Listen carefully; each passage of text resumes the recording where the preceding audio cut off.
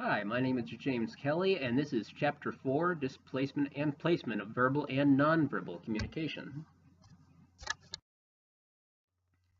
So first, let's identify some key terms that are important to this lesson.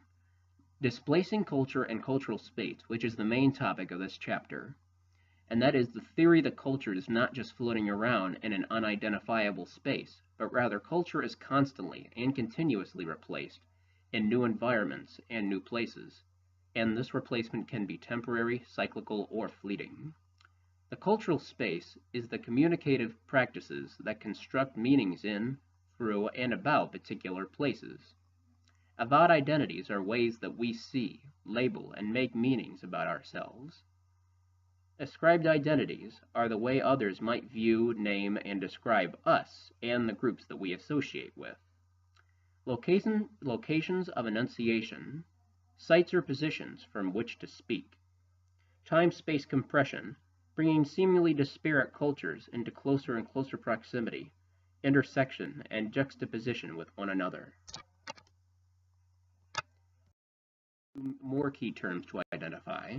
One of the most important is globalization, which is the dual and simultaneous forces of globalization and localization, which mostly talks about the mixing of cultures based on location.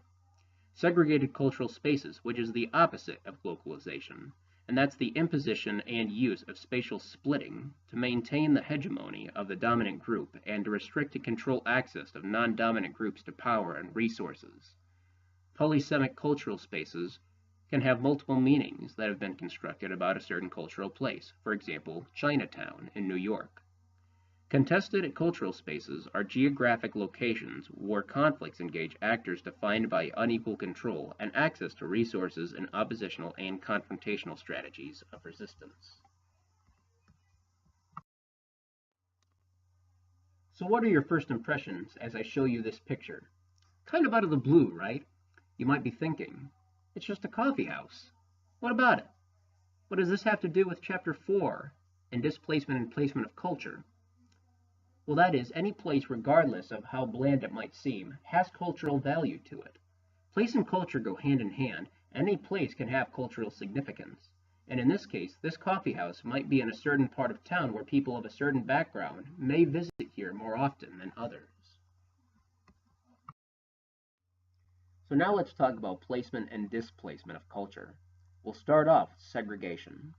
Segregation is a process used to maintain the cultural hierarchy and restrict the less dominant groups to limited power and resources that they can use. One of the most notable cases of segregation was during the Jim Crow era.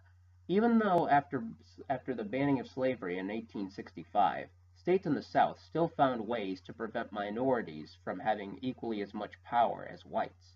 A few examples of Jim Crow laws were the prohibition of interracial marriage and colored individuals being punished for entering a property occupied by whites, and this was considered a misdemeanor. We can compare the Jim Crow laws to pre-colonial Europe, where incoming Europeans forced Native Americans to convert to Christianity, or they would be punished or even killed in extreme cases. This was done again to restrict the inferior race by European standards from breaking the cultural hierarchy. The photo that I've included was made famous by photographer Gordon Parks that captures the idea of segregation in the South. The sign does most of the talking because notice in the middle of colored entrance that there is an arrow pointing into the entrance of the building. This arrow could perhaps be saying, you colored folks belong in this building, but not on the streets or in the community. There is also a white woman in the background in a red dress, and perhaps this particular building is the only place that colored people had access to during that time, which specifically was in the summer of 1956 when this photo was taken. So now let's move forward to contest. This is the idea that culture is constantly and continually being replaced in new environments and places. People, along with their cultural customs and products, are intersecting and colliding with existing cultural spaces, and everybody wants to make their mark somewhere in the community. So for example, let's say a Japanese restaurant may try to start its business in a predominantly white part of the community. And in order to start it there, it must compete and collide with the other businesses that have already been established. However, that Japanese restaurant might bring something to the table. People who have never had authentic Japanese cuisines may end up visiting the place and end up spreading the word around the area. And this could intersect with the food culture that's been at that location for a longer period of time, which brings us to hybridization. In terms of globalization, space compression can occur as places with cultural establishments are permeated, disrupted, transported, and relocated in new places around the world so that culture from different countries can make their marks elsewhere around the globe. This will also bring us to the idea of here and there, which we will discuss later. Now let's take a closer look at my outside source called Fighting Jim Crow, published in 2002. This source includes the personal account of Ned Cobb, who was a successful black sharecropper during the Jim Crow era living in Alabama. During that time, banks and merchants repeatedly tried to repossess, or in some cases, steal land from local farmers. This was especially more common if the farmers were of minority races. According to Cobb, when he attempted to stop a group of bankers from repossessing his neighbor's land, he had to take desperate measures and exchange gunfire with the city sheriff. Despite Cobb having a union established, and his union being there ready to back him up, he was still arrested and sentenced to 13 years behind bars.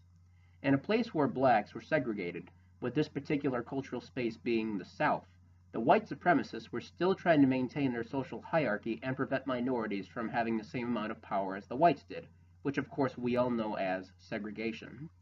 However, in the context of globalization, the African Americans were basically trying to construct a feeling of nativism within the country and to hopefully hybridize cultures with the whites, meaning to collide and intersect cultures with the people that have already been there. The ascribed identities of the blacks were classified as invaders according to the white perspective. And again, ascribed identities are what people think of us. So they created the Jim Crow laws to, again, assert their dominance without even considering that not everyone in America is or will actually be a native, and that all races should really be treated equally. Lastly, let's talk about the here and there approach of globalization. The first photo shows a McDonald's restaurant in Times Square. McDonald's originated in the United States, so we represent here in this particular case. However, with globalization having such a large influence on business, McDonald's hopes to expand its services around the world, or at least outside of where it was originated. If the business only serves here, then they're missing out on opportunities to introduce something new around the world, which we all know as hybridization. The second picture represents there, as a McDonald's is in operation in Japan. So with globalization taking place, the goal is to get from here to there, quote unquote, and not just run a business in the place that it came from. More business around the globe means more opportunity, influence, and money, and also intermixing with cultures. As always, I thank you for tuning in, and for those that are interested about the outside source that I use, I will be posting that on the discussion link. And again, thanks for listening, and I will talk to you all later. Thank you.